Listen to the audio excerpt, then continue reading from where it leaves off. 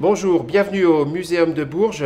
On va vous emmener dans les coulisses du montage de l'exposition Sol majeur, notre prochaine exposition. Venez, suivez-moi.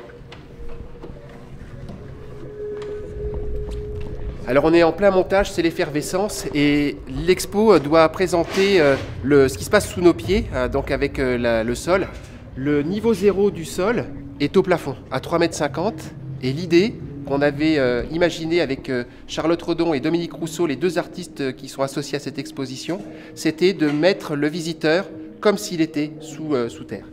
Alors, on va déambuler, en fait on est en plein préparatif, on est dans les derniers moments du montage de l'exposition, donc c'est l'effervescence partout.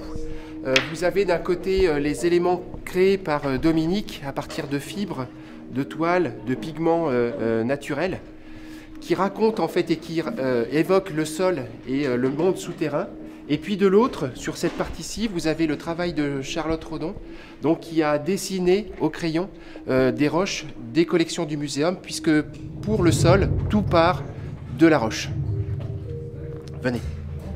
Ici, on arrive dans une zone où on va aborder la question de la biodiversité. Finalement, le sol, ce qui se passe sous nos pieds, n'est pas un milieu mort, un milieu inerte, mais c'est un milieu foisonnant de vie, dans lequel on va retrouver des éléments, comme par exemple ici les vers de terre, les galeries de vers de terre créées par Dominique Rousseau, le blob, qui fait l'actualité en ce moment. Et puis, de l'autre côté, ça a été une épreuve de force aussi, il a fallu monter des grands panneaux avec les créations de Charlotte, qui montrent en fait le monde souterrain, le monde racinaire, avec les arbres, les mycéliums des champignons, et les mycorhizes, en fait, cette association entre les arbres et les champignons. Sous le sol, vous avez une biodiversité très importante, puisqu'on estime que dans une cuillère à café de terre, il y a autant d'êtres vivants que d'êtres humains sur la planète. Donc ça donne des indications sur justement cette diversité. Venez, on va rentrer sous le sol. Mes collègues sont en train d'installer une des maquettes qui va être présentée, qui montre un tardigrade, donc une espèce microscopique que l'on est allé chercher au muséum de Clermont-Ferrand. Ici, donc, nous sommes sous le sol, dans cette évocation artistique créée par Dominique Rousseau. Et l'idée, c'est que le visiteur observe, écoute, sente, puisqu'il va y avoir des odeurs, il y a du son, tout au long de la visite. Je vous propose d'aller voir un peu plus loin. On sort de ce grain de terre et on arrive sur une autre partie où sont présentées donc la suite de la biodiversité, avec ici les galeries des taupes, les racines.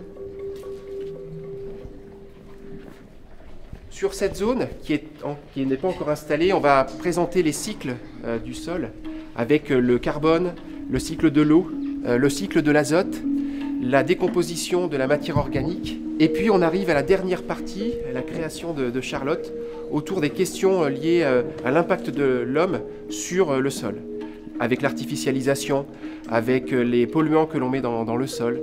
Et on va avoir tout un travail qui est en train d'être installé ici, sur cette partie.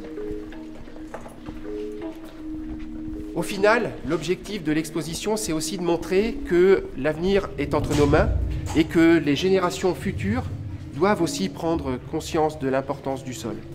Là, ce sont les enfants de Charlotte qu'elle a dessinés et qui montrent qu'il y a une vibration avec justement le sol en profondeur. Et puis, pour terminer la visite, pour ceux qui le souhaitent, on a installé une zone à selfie avec l'homme terrestre, parce que finalement, c'est aussi ça qui est intéressant, et de prendre conscience justement de l'importance que l'on a vis-à-vis de ce sol, qu'il faut absolument désartificialiser. Et donc le visiteur pourra revêtir la tunique de l'homme terrestre.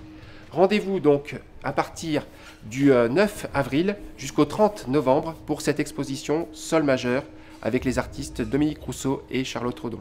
Merci.